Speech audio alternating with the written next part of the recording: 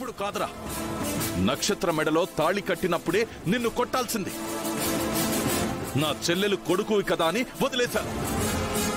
మళ్ళీ నా కూతురు ఒంటి మీద చెయ్యెత్తావని తెలిసిందంటే నీ ప్రాణాలు తోడేస్తా. అన్నయ్య, ఇదంతా చెర్రీ చేశాడంటే నమ్మబుద్ధి కావట్లేదన్నయ్య. నీకు చెర్రీ గురించి తెలుసు, అలాంటి వాడు కాదు. మీరా, వాణ్ణి నువ్వు వెనకేసుకొని రావద్దు. రై చెర్రీ, నా కూతురు భర్తవి నువ్వు, అది ఫిక్స్ అయిపో.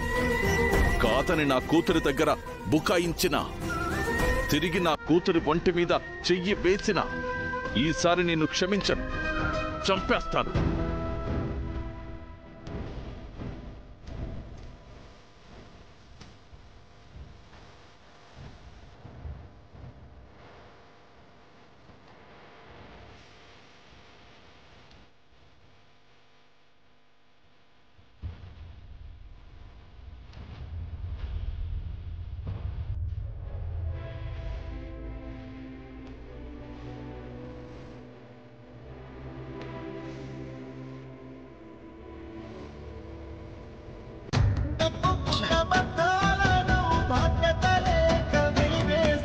నేను ఎక్కడ సోఫాలో పడుకుంటా, నువ్వు ఇక్కడ పడుకో.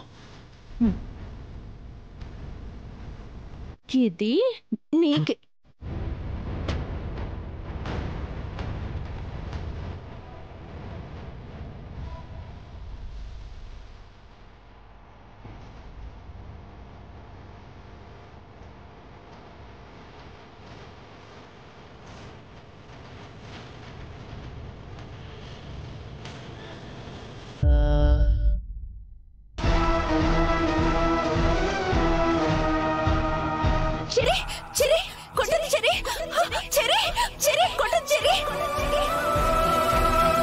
ఇప్పుడే నీ నోటితోనే నేను భర్తని కాదని ఒప్పిస్తానని కొట్టడం మొదలు పెట్టాడు డాడీ.